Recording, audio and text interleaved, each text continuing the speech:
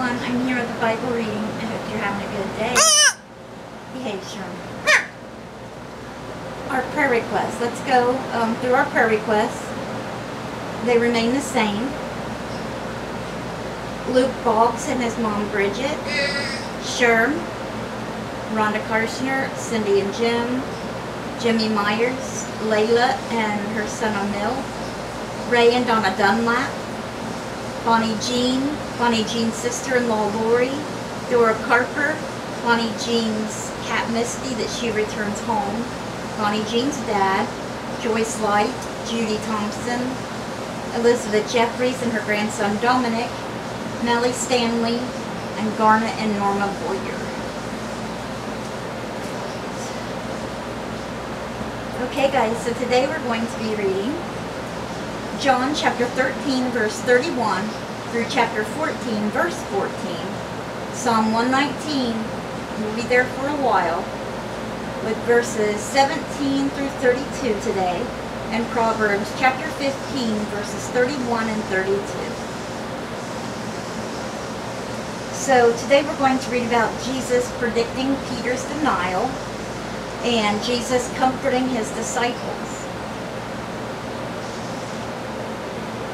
When he was gone, Jesus said, "Now the Son of Man is glorified, and God is glorified in him. If God is glorified in him, God will glorify the Son in himself, and will glorify him at once. My children, I will be with you only a little longer. You will look for me, and just as I told the Jews, so I tell you now, where I am going, you cannot come. A new command I give you, love one another. As I have loved you, so you must love one another." That's what Jesus is always teaching about. The most important thing is to love.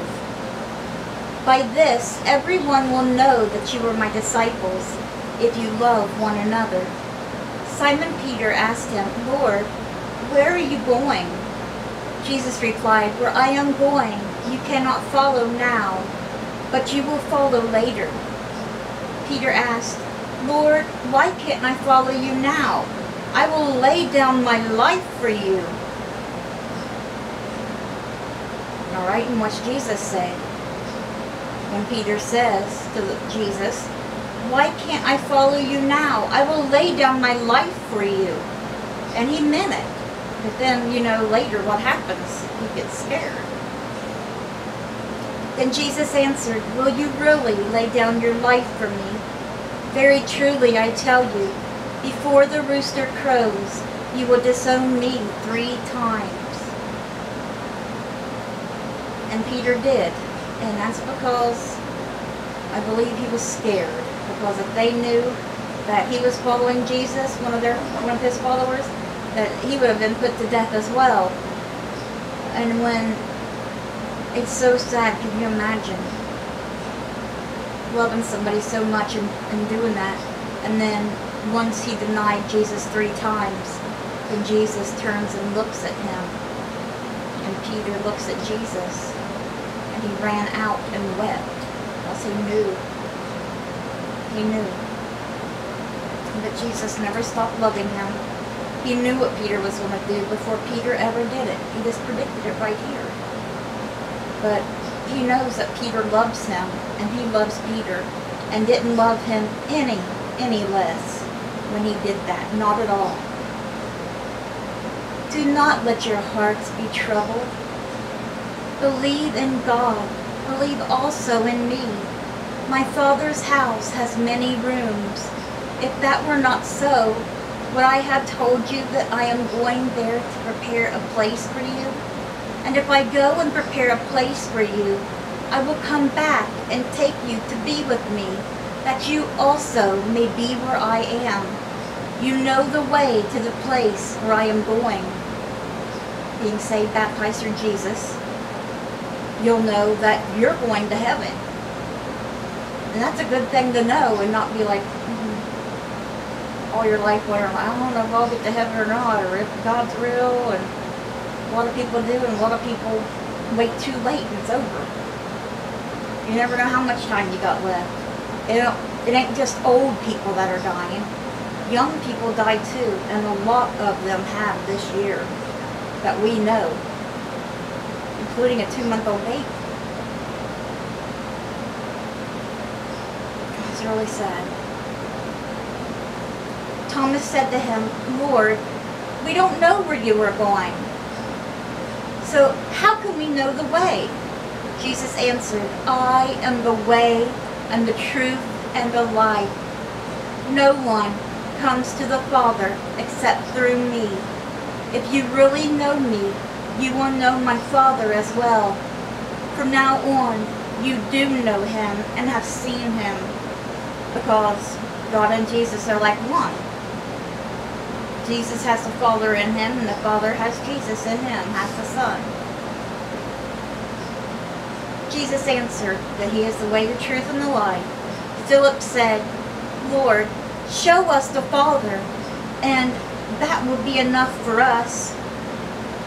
Jesus answered, don't you know me, Philip?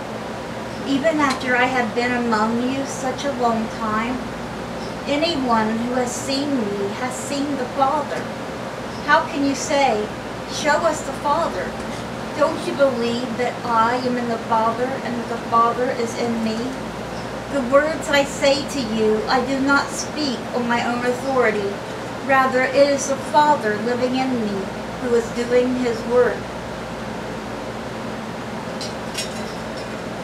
Believe me when I say that I am in the Father and the Father is in me, or at least believe on the evidence of the works themselves.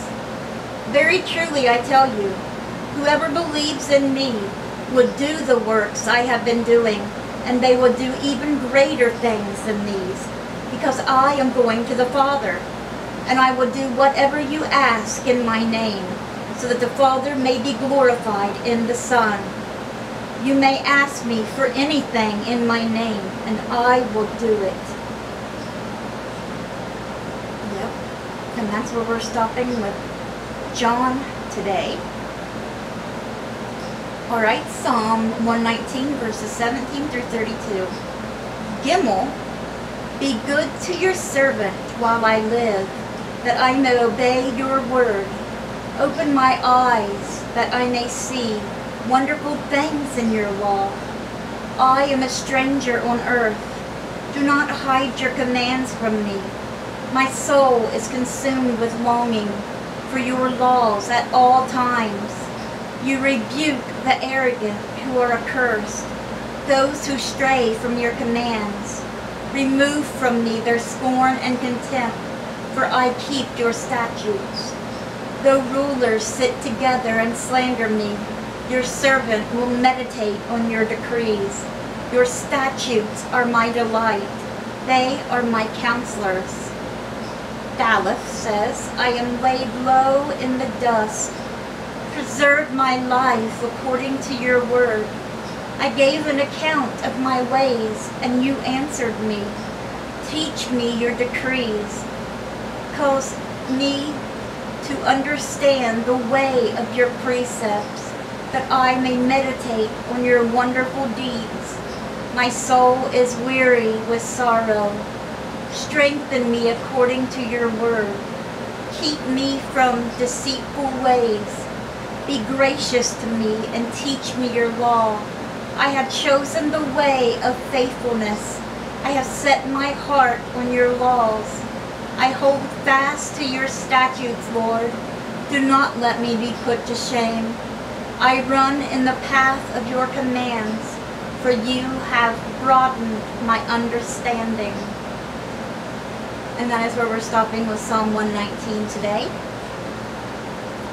Now, Proverbs chapter 15, verses 31 and 32. Whoever heeds life-giving correction will be at home among the wise. Those who disregard discipline despise themselves, but the one who heeds correction gains understanding. Alright guys, that was our Bible reading for today. I hope it touched your hearts. Let's bring those souls to Jesus, and God willing, We'll see you guys again tomorrow with another Bible reading. Bye guys. God bless.